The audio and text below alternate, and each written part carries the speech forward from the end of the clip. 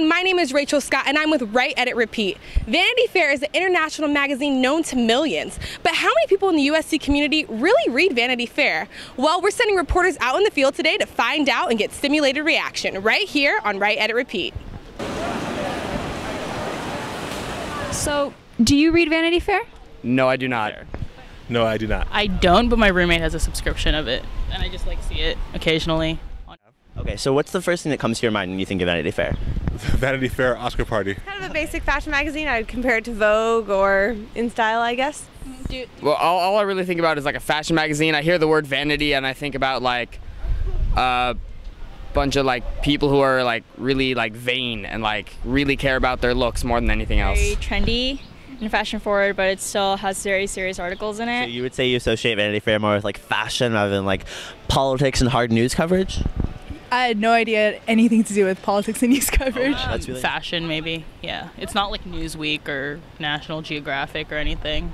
Would you say that Vanity Fair is primarily geared toward women as its target audience? I would say so. Okay, so you wouldn't consider it a source of hard news?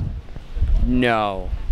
So now that we've heard what the USC community has to say about Vanity Fair specifically, let's see, and more generally, how news consumption is transitioning from a print publication into an online platform, and how post-industrial journalism is really beginning to emerge in our digital culture. Do you prefer to read your news online, on a mobile app, or print version?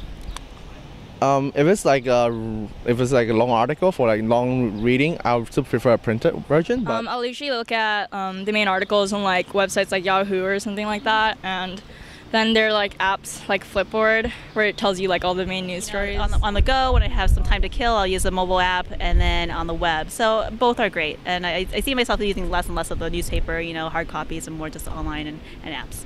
Do you still read magazines, hard copies of them? Only if I'm extremely bored and I'm at the airport, I need to grab a copy of something to read on the airplane, then I'll read it, but otherwise I don't. So as we can see, these interviews have clearly revealed some trends. It's obvious that the average USC student is not Vanity Fair's target audience. And in fact, many of them didn't even know that Vanity Fair covers hard news. But even more interestingly, even for those who didn't read Vanity Fair, they all still pointed to Vanity Fair's high society glamorized image, which really correlates back to how well this publication manages to brand itself. And of course, the last point to mention is really the overwhelming presence of post-industrial journalism here.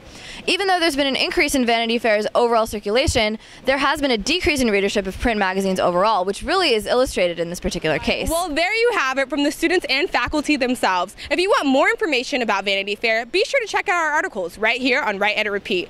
I'm Rachel Scott, and have a great day.